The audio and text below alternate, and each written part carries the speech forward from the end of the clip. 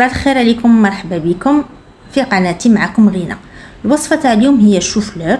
غادي نديرها لكم بطريقه سهله شابه بنينه، ياكلوه كي الصغار كي الكبار، ويجي الذوق تاعها الشباب، ويجي بطريقه مختلفه.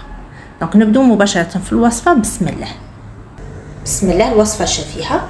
ديت هنا الشوفلور، نقيته بيان سور، غسلته، راني دايه حبه شوفلور شويه صغيره.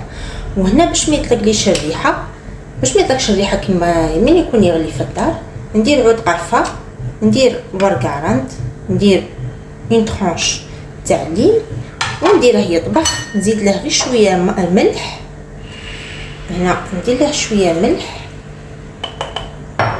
وندير له شويه حرور باش ما يطلقليش الريحه في الدار، ونديره يطبخ حتى يطيب. ودوكم بعد نوريكم استيوس كيفاش من طيبوه هكا كيما زعما نقولوا شوفلور ولا الحوت ولا في الدار. واحد بريباراسيون انا نديرها من بعد، نديرها تغلي فوق الغاز، تطلق ريحه شابه في الدار، زاد تقلع لكم كاع الريحه تاع الشوفلور ولا الحوت. ولا في لافان تاع الفيديو نوريها لكم. دونك هنا غادي نديره يطيب ومن بعد نكملوا العباسات. شوفوا هنايا قد ما طاب هذا الشوفلور، حكمته هكا، عصرته غايه بيدي، قلعت منه كاع الماء وفتته غير هكا بالفرشيطه. وهنا ندير له صوالح. شنو عندي هنايا؟ عندي سنيف ثوم اللي مقطعته هذيك، نديره الداخل.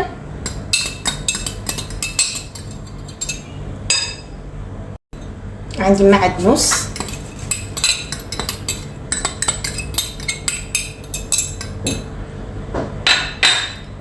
ندير له حبه بيض. البيضه غادي نخليها للتالي حتى نعطر ومن بعد ندير البيضه. ندير هنا شويه قرفه،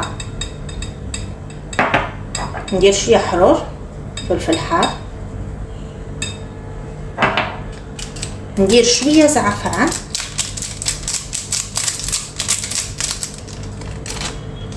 وندير الملح.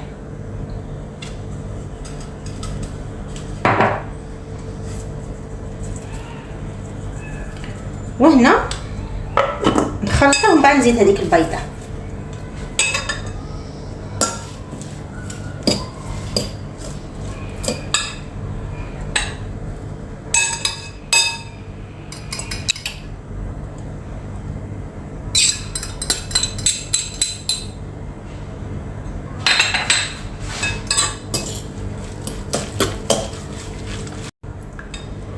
زدت هنا حبه زبجه،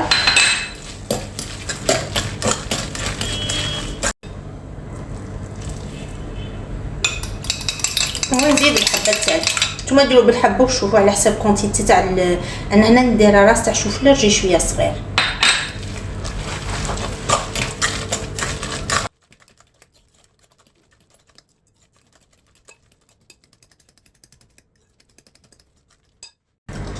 غادي ندي هنايا البلا اللي ندخله للفرن، وندير له، درت له هنا بابل كويسون، وندير شويه زيت هنايا في البلا هكا.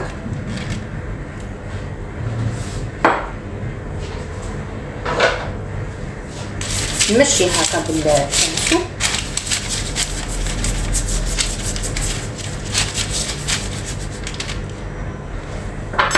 وندي هذاك الشوفلور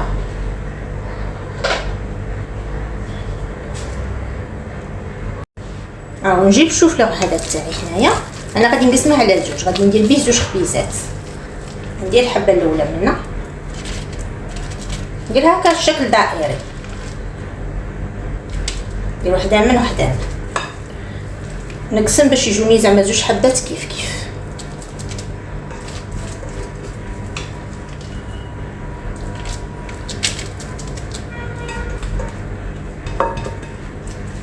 هكا يجي شويه مبدل ويجي شباب، يجي ميم لو تاعه يجي شباب، يجي شويه ديفيرون. سورتو اللي في الدار ما يبغوش ياكلوا الشوفلور بهذه الطريقه، ياكلوه يجيهم شباب.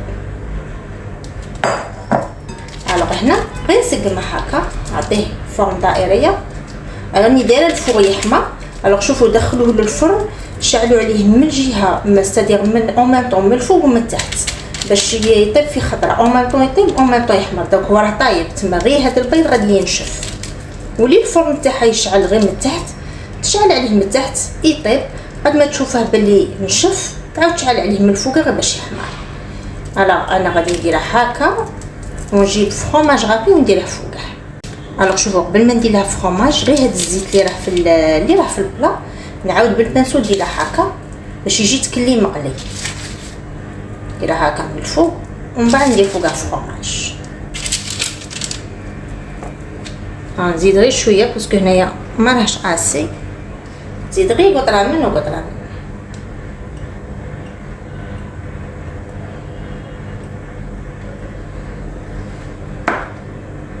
غير حاجه خفيفه.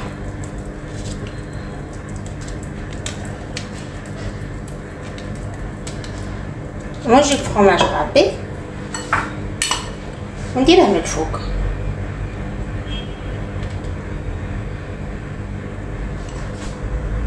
ندخله الفرن ونوريه لكم كي يخرج.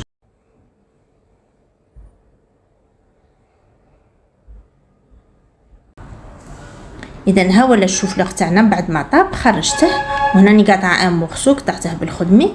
دونك قلت لكم طيبته من التحت ومن الفوق، من بعد طفيت عليه من التحت خليته غير يتحمر من الفوق، وخليت هذاك فروماج غابي يتحمر. دونك هو ما يبطاش بزاف في الطياب، عندها تقريبا حاجه ما 10 دقائق باسكو غير داك البيض اللي غادي ينشف. دونك فوالا شوفوا نقطع لكم هنا ان بتي مورسو،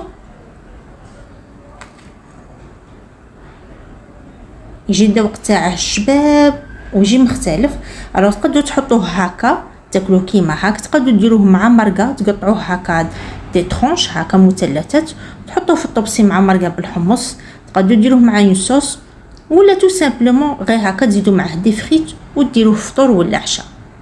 ان شاء الله تكون عجبتكم الوصفه تاع اليوم وتجربوها ويجيكم شباب. تهلوا في رواحكم ونعاودوا نتلاقوا المره الجايه ان شاء الله. سلامه. اذا قلت لكم نعطيكم الوصفه باش تعطروا الدار. شديروا حكموا كاسرونه هكا ديروا فيها الماء، وهنايا اش غادي ندير؟ عندي هنايا القشور هادو تاع التشينا نديرهم، ندير ورقه تاع رند، نديروا 3 حبات ولا 4 تاع قرنفل، ندير عود تاع قرفه. شوفوا هذه تجي معطره معطره معطره كي ديروها في الدار. ندير شويه تاع لافاني، وديروا قشور الليمون ولا تقدروا ديروا اون طرونش تاع ليم، وتزيدوا شويه ما زهر ولا ما ورد على حسب اللي عندكم. في زوج يجوا شابين، ديروا ما زهر يجي شباب، ديروا ما ورد يجي شباب.